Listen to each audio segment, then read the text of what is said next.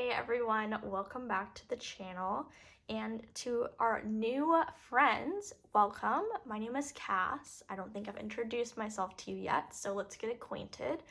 I pretty much make planner videos talking about, I don't like the word planner, I don't know, organization, okay, sidetrack. I've always called this an agenda, not a planner, and then once I got on Instagram and people were referring to their planning systems as planners, I was like, whoa, okay, weird, just different word terms. Maybe it's a Canadian thing, who knows? Anyway, essentially, I make videos showing you guys how I get organized in my planning system. Right now, I am a graduate student, so I have had about 16 years of experience in school, and most of those have been with an agenda. So I definitely have had a couple planners or two in my past, shall we say that. And essentially, I thought it would be cool today to talk about my current setup, what's kind of changed in it since I've showed you guys the initial setup, how it's working for me. And I also thought it would be cool to show you guys what 1 month in my planner looked like, the month of September, give you guys a bit of a flip through so you could see, what goes down in a month, how much I write, how many pages I use, all those kind of details. So I think the first thing I want to talk about is kind of updating you on the aging or just the wear on my leather cover. So for those of you who don't know, I actually have a Stalogy notebook. Stalogy is a Japanese notebook brand, and this size of notebook is called B6. So it's quite a bit smaller than your standard notebook, which is an A5. And I chose to put my notebook into this beautiful leather cover, by the brand Stride Ridge, which is a local company to me. It's a local Canadian maker, so I really was excited to support this person's company over on Etsy. And this leather cover has been aging quite beautifully. It's kind of a different experience for me to have a leather cover that shows wear. I've started to accumulate, if you can tell, this big scratch. This happened within the first week of my setup. I scratched my keys on this agenda because I like to bring my planner with me to and from school so that if I need to write something down, I'm not trying to keep it in my memory until I get home. So yeah, I actually scratched this with my keys, and I'm quite the perfectionist, so I'm not gonna lie, it took me a week to get over this, and now I've kind of accepted it, and I'm starting to get a bunch of little scratches here and some little color stains here, and now I've actually started to really appreciate it. I've really been liking how this system has been teaching me to kind of accept change and accept, wear and tear on my planner and not view it as maybe a bad thing for not keeping it pristine and perfect, and kind of changing my idea of what perfection means, and kind of, realizing that the scratches is what makes something unique to you, and to celebrate that instead of, just critiquing yourself and making yourself feel bad for it even happening. So overall, love this cover. I don't like pockets in my agenda, which I know is a bit contrary to everyone else, but I love how this is just one piece of leather. It's actually interesting. This has a bit of a leather stain mark on it, which I think is quite cool. And I've been really appreciating the 2 pen loops. I've been using this felt tip pen. This is a Faber-Castell Pitt Artist pen. It's in the 0.5. Oh, there we go. Sorry. I just got a new phone, so I'm trying to figure out where the camera is, but look at that quality. It's great. Yeah, so this is the thicker end. It's the fine tip. It's just a black felt tip pen. I find the felt tip pen is a lot better for ghosting with these notebooks since the pages are pretty thin. And then I also use this Kaweco Sport. This is a gel pen. I actually have, you can see, a Parker gel refill in there right now. It's the transparent. And I will use this pen when I'm in school taking notes in my notebook, because this pen, because it's a felt tip, it's very, very sensitive, and the tip will wear down easily, especially with my heavy-handed writing. So because of that, I only like to use it in my agenda so that it wears a little slower and I'm not buying a new pen every couple of months. Oh yes, maybe I should mention this. This is not part of my setup. This is just something I printed out. I made this printable based off of my cover page for October, which if you guys are over on my Instagram, which is called Bandit and Cass, you would have seen this. I pretty much made this into a printable because I didn't want to redraw the moon phases every month, because I'm thinking of kind of repeating this every month to have like a fun moon phase theme going on. So since I made this for myself, I figured I'd share it with you guys, and I created a printable for pretty much all the sizes, pocket through A5, I believe. So if you're interested in this, I'll put a link to my Instagram, and then you can follow the link in my bio in order to find it. But yeah, it's a great printable, and I'm excited to use it in November, which, yeah, I actually have to get on that because it's like almost the end of October. Updates on my index, it's going really well. If you guys know me at all, you know I'm a really big fan of indexes. I just really like them. They make me really happy. So I have no problem filling them out. This is actually a great example for you guys to see of how I fill in my index. This is all of the pages I indexed in September. And if you notice, I'll bring it a little closer. The only pages I index are collections or notes pages. I don't write down the page number to any of my weekly spreads or my daily spreads. And I choose to do this because I often don't need to reference my weekly or daily spreads after I've used it. It's kind of not really functional for me anymore. It's kind of over. I've passed that week, I've passed that spread, if that makes sense. So the only thing I would really need to reference is, for example, my book log, which is in September. It's page 65. So if I'm like, man, where's my book log? I can just turn to that page and find it really easily, versus, oh man, like when did I have my like daily spread on like September 9th? Like for me, if I'm flipping through my planner and I see my dailies, it's a cool way to think about and like see my memories, but I don't really have to like find a specific date ever. And I've marked down, this is how I divide up my months. I just write the month and do like a little swoosh of color, if you will. So I actually need to fill in my October spreads, but I'll be writing those down below. Something else I added this month was this moon phase tracker.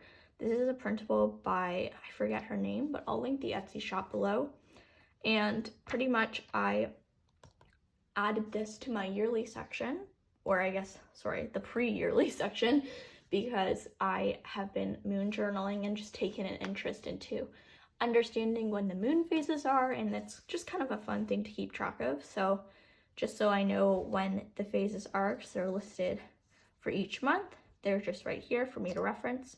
And I really like the little description of each moon phase and like a little guide on the kind of journaling or activities you could do for each phase. And then on the outside of the tip-in, I have 2 sticky notes where I want to write down my morning and evening rituals. I haven't done this yet, but it's something that I've been working on this month to kind of clarify what I want to do in the morning, what's important to me to get my day started, and what I want to do in the evening so that I kind of wind down and relax and get ready to go to sleep. So hopefully by the next update, I'll have this written down for you guys so you can see. My monthly spread is a month on 4 pages, so I have a mini calendar at the top, and I like to use this to mark birthdays. As you guys can see right there, I just do like a little dot which corresponds to when I have people who have birthdays. And I also plan to use this to mark off any long-term dates if there's a holiday week or a vacation, something like that, just so I can have a visual of when that's happening in the month. So far for this part of the spread, I've been really liking the birthday section and the vertical calendar section being separate. I feel like I have a lot of room and that I have tons of space to write and get everything down. The priority section is great. I usually kind of forget to fill this in, but I think maybe if I remind myself at the beginning of the month, I might be able to improve on that. And then,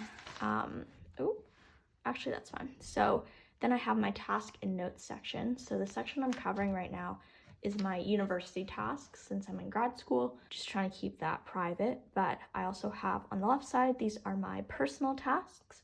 And then I have a notes page, which I use to keep track of projects or in upcoming months when hockey's on, when the hockey games are on, because that's something that I need to know.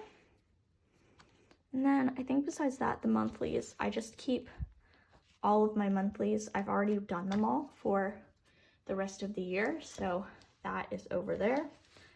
And then updating my analog section. This is the cover page to my September section.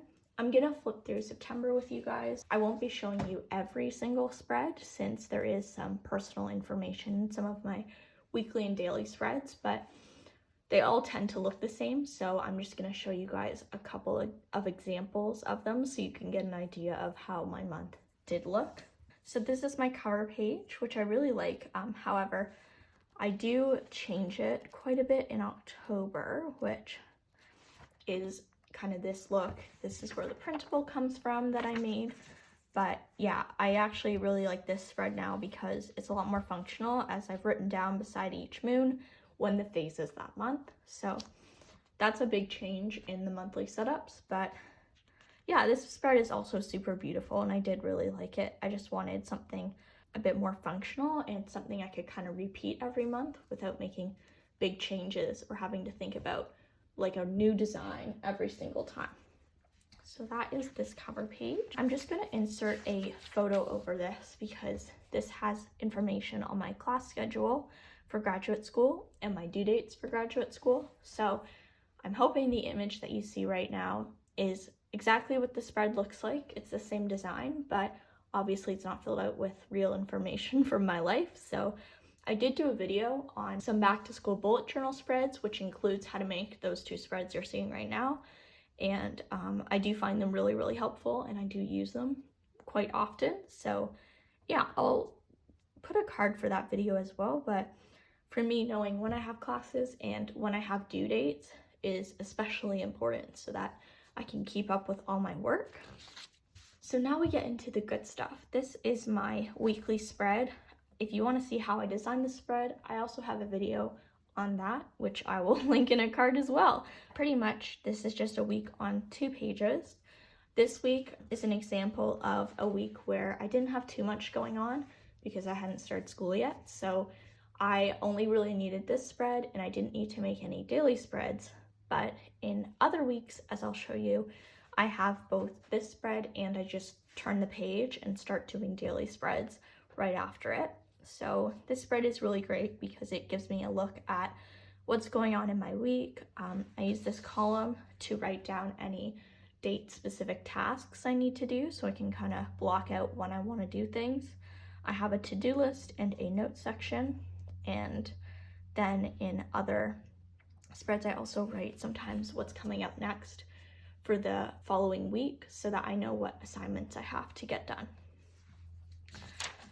I also added in here a book log. Since this agenda started in September, I thought it would be a good opportunity to make this spread fresh as well. And this guy just is a spot for me to write down all the books I've read. I really love reading and it's something that I really enjoy, kind of looking at the past year and seeing all of the books I read. So I only have one book on here right now. However, it has only been 1 month and right now I'm reading Fellowship of the Ring, which if any of you know that book, it is 500 pages and it has very small text. So it is taking me a while to read because I find it's one of those books you want to kind of savor and enjoy and read slowly. So only one on there right now, but I'm excited to see how it grows. And then I just have another weekly, which has some stuff on there. This is my daily spread. I just covered up some stuff, but this gives you a good look at what my daily logging looks like. I do, I think it's called rapid logging, where you kind of write the day and you go about your day, and then the next day you just start directly under it. So this spread isn't pre-designed at all. I just kind of make each day as it comes. Yeah, I find these helpful for being able to really visualize what I have to do that day. I also made a pen test here, which I think I'm going to give you guys a a review of the Stalogy. I do really like it, but maybe going more in depth into the features, the paper quality, all that good stuff. I think I'll probably do that at the end of the year, since then I'll have had this notebook for at least 3 to 4 months. Yep, 4 months, there we go. But just to show you with the pen test, if you can see, this pen right here is a gel pen. The others are felt, and if you can tell, the gel pen very slightly bleeds a little bit more, so that's kind of why I like the felt tip pen. But you know what, I'll talk about that in a separate video, so I won't go on about pens for the next 20 minutes. This spread is just a note page I made on a capsule wardrobe planner that I'm coming up with for myself. So this was just me breaking down how I want to design the planner, spreads I wanted to do, all of that good stuff. And I will be filming when I make this, showing you guys my setup and my process. So this is another weekly section, another daily section, another weekly section, and then this is just a daily section from that week. And here I made a note page on moon journaling, since I kind of got into that this month, just writing down some helpful resources. So I do actually moon journal in a separate notebook, just because it's not something I need to bring with me and reference all the time. I did write some initial research in this journal. I have some more daily logs, and then finally I have my spending tracker. It's pretty simple. I just write the item, the cost, and then this section here is categories of areas where I spend my money. So clothing, stationery, toiletries, electronics, and miscellaneous. And I really like making these little categories because when I look at my spending, I can see where I'm spending money, and if I've spent a lot of money that month and I want to kind of take it back a little bit, I can identify if there's an area like stationery, maybe I'm spending a bit too much there, so maybe it's time to relax on that a little bit. But yeah, then it just goes into my October spread. So yeah, that's pretty much it for the update and what's going on in my journal for September. I hope you guys enjoyed the video. Thank you so much for watching. I will see you next time.